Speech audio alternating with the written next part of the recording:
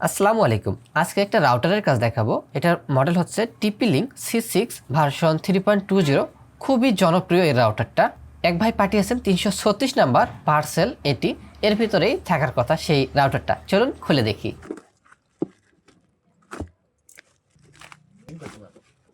এটা হচ্ছে TP-Link C6 রাউটারের box. ভিতরে রাউটার, একই সার্ভিসিং করতে ইনস্টলেশন গাইড, সাথে একটা অ্যাডাপ্টার। চলুন তাহলে পাওয়ার দিয়ে দেখি অবস্থা কি।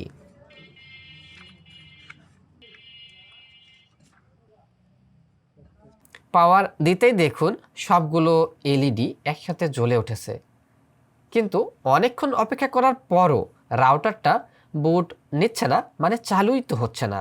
শুধু 5টা লাইট এভাবে জ্বলেই আছে, রিস্টার্ট নিচ্ছে না, ওয়াইফাইও আসছেও না। চলুন খুলে দেখি ভিতরে কোনো ভিজিবল সমস্যা আছে কিনা।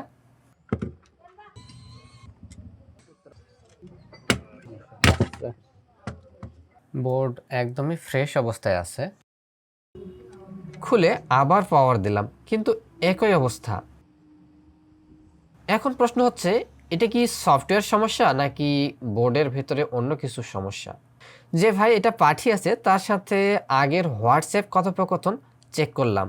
আসসালামু আলাইকুম ভাইয়া, আমার এটা রাউটার মডেল হলো TP-Link C6। হ্যাঁ, এটা সমস্যা হইতেছে আপনার, একবার আমি সফটওয়্যারে ঢুকে মানে যেটা মানে পেজ আছে এটা, হ্যাঁ, যেখান থেকে আমরা পাসওয়ার্ড চেঞ্জ করি বা নাম চেঞ্জ করি, ওখানে আমি প্রায় বছর দুয়েক আগে ঢুকছিলাম আর কি। ঢুকে তো মানে পাসওয়ার্ড চেঞ্জ করতে গিয়ে আমি হয়তো অন্য কোথাও ক্লিক করে ফেলছি বলে, যার কারণে রাউটারটা হয়তো কি হয়েছে সেটা আমিও বুঝতেছি না। বাট এই যে আপনাকে তো ভিডিও দিলাম, অন্য সাথে কানেক্ট করলে শুধু এই 5টা লাইট ধরে থাকে। রিস্টার্ট করার অনেক ট্রাই করছি, রিস্টার্টও হইতেছে না কোনোভাবে। এখন এই রাউটারটি কি সার্ভিসিং করার কোনো উপায় আপনার কাছে আছে কিনা, যদি থাকে আমাকে একটু জানাবেন। ওকে, তিনি বলেছেন 2 বছর আগে ইউজার ইন্টারফেসে ঢুকে পাসওয়ার্ড পরিবর্তন করতে গিয়ে ভুল করে নাকি অন্য কিছুতে ক্লিক করেছিলেন, তারপর থেকে শুধু 5টা লাইট এভাবে জ্বলে থাকে। আচ্ছা, ভাইয়ের কথা মতো সন্দেহটা সফটওয়্যারের দিকে প্রথমত, তাই এটার যে SPI ফ্ল্যাগশিপ এইটা খুলে নেওয়া যাক।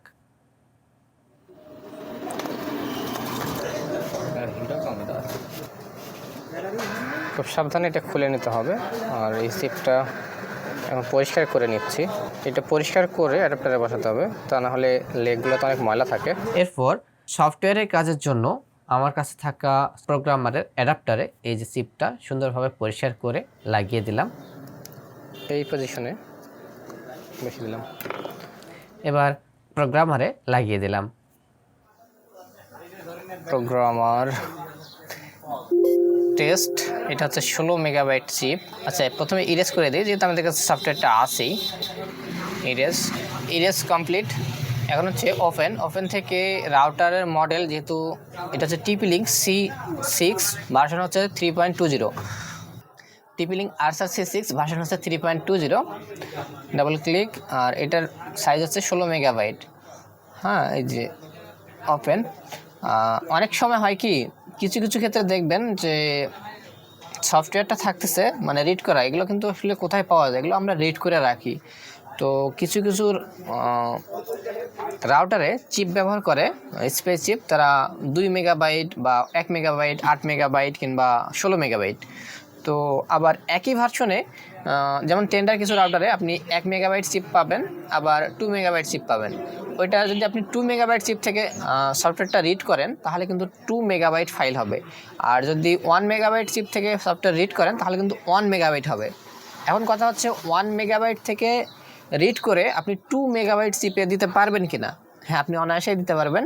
1 মেগাবাইট চিপ থেকে রিড করে 2 মেগাবাইটে রাইট করে, এমনকি 16 মেগাবাইটে যদি রাইট করেও টেন্ডার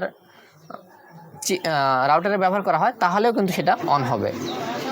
তবে আপনি যদি বেশি মেগাবাইটের একটা চিপ রিড করে আবার কম মেগাবাইটে রাইট করেন তাহলে কিন্তু সেটা চালু হবে না। তো এখন হচ্ছে অটোতে দিয়ে দিলাম। এখন এই সফটওয়্যারটা রাইট হচ্ছে চিপে।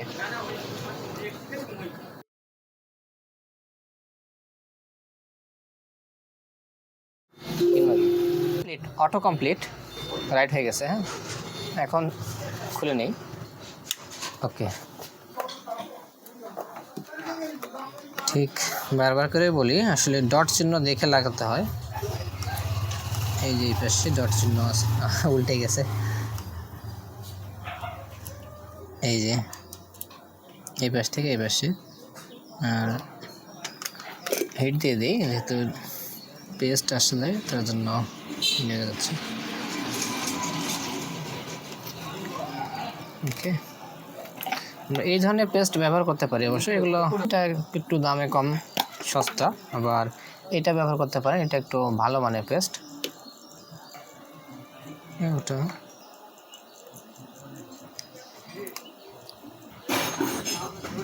অতিরিক্ত হিট প্রয়োজন হচ্ছে, এর কারণ হলো এটার নিচে যে হিটসিংটা আছে সেটা কিন্তু আমরা খুলি নাই। হ্যাঁ, এইখানে হিটসিং আছে এবং নিচে আর একটা হিটসিং আছে, তো হিটটা ওখানে ট্রান্সফার হয়ে যাচ্ছে, যার জন্য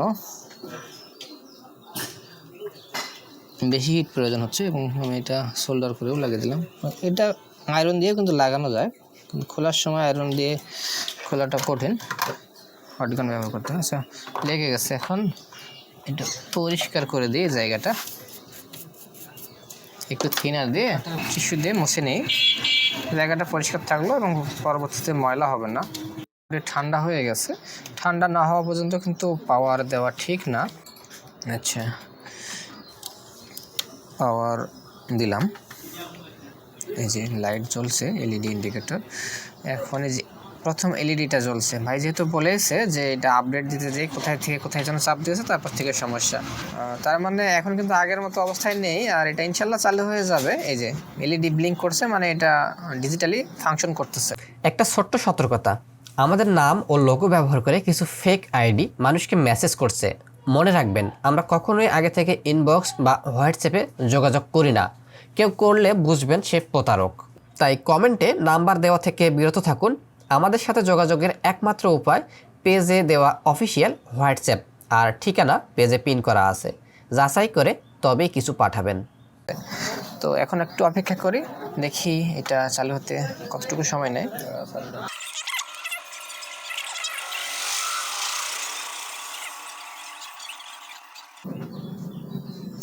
এই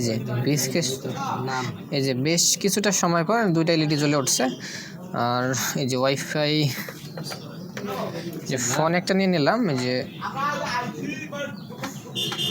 ফোনের নামটা ইজিবিজি না, এটার ওয়াইফাই নেমটা হিজিবিজি অবস্থায় আছে। তো এটা রিসেট দিব, কারণ যেখান থেকে ফাইলটা রিড করা ছিল হয়তো তিনি এই ধরনের নাম ব্যবহার করে থাকতে পারেন, আমার জানা নাই। রিসেট দিলে এটা ঠিক হয়ে যাবে, দেখাচ্ছি আপনাদের। এই যে রিসেট হচ্ছে, বাতি ব্লিঙ্ক করছে এলইডি ইন্ডিকেটর। এই যে এটা এখন আবার চালু হোক।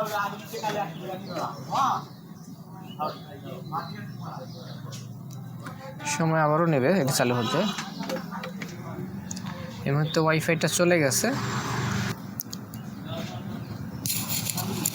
এই যে দেখেন চলে আসছে টিপি-লিঙ্ক 5 GHz, 2.4 GHz আরেকটা ফ্রিকোয়েন্সি আসবে। এখানে এখনও ফুললি অন হয়নি। এই যে চালু হয়ে গেছে এবং দুইটা এলইডি জ্বলে উঠছে। আর এখানে ওয়াইফাইটা চলে আসছে 2.4 GHz এবং 5 GHz। এখন কিন্তু ন্যাম হিসেবে দেখাচ্ছে এসএসআইডির টিপি-লিঙ্ক, এটাও টিপি-লিঙ্ক C75E। তো এখন রাউটার চালু, আমি এটার উপরে কভারটা লাগিয়ে দিই। আচ্ছা, এই টিপি-লিঙ্কের এই মডেলটা কিন্তু দেখতে খুব সুন্দর, এটা অনেক জনপ্রিয় বটে। টিপি-লিঙ্ক C6 এর অনেকগুলো ভার্সন হয়, এখন টিপি-লিঙ্ক C6 ভার্সন 4 আছে। এছাড়া হচ্ছে ওয়াইফাই 6 এর একটা মডেল আসছে, যেটা কিনা দেখতে এরকম।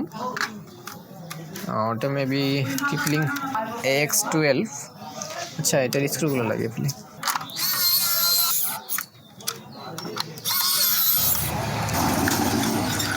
তো দেখতে পাচ্ছেন রাউটারটা চালু হয়ে গেছে। চলুন আমরা লাইনে এটা কনফিগার করে ইন্টারনেটটা চেক করে দেখি যে কাজ করে কিনা। পাওয়ার, 1 কেবল কানেকশন, এটা হচ্ছে ল্যান পিসির সাথে দিয়ে দিলাম। রাউটারটা অন হয়ে যাক, চালু হয়ে গেছে। এটা তো কনফিগার করে ফেলো।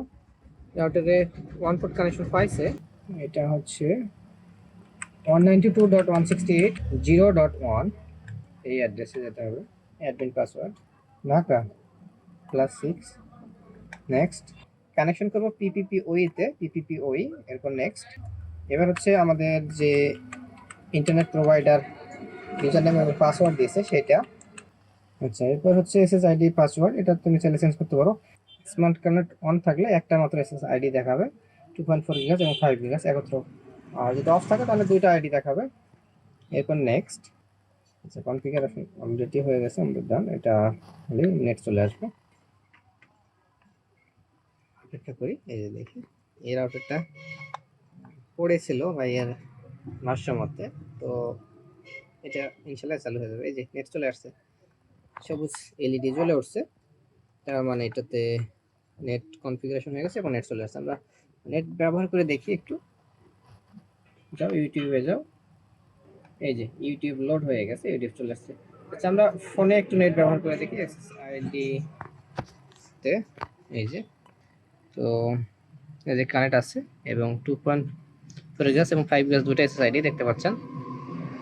যথারীতি ইউটিউব আমাদের চেক করার একমাত্র উপায়, আমরা তো সাধারণত এখানেই চেক করি।